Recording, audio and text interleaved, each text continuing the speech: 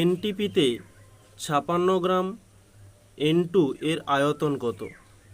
আমরা প্রথমত N2 এর আণবিক ভর দেখে নেব। এর আণবিক ভর N এর জন্য হয়ে থাকে 14, দুটি রয়েছে তাই আমরা 2 দিয়ে গুণ দিলাম, 14 দুগুণে 28 গ্রাম। তাহলে আমরা বলতে পারি এনটিপিতে 28 গ্রাম N2 এর আয়তন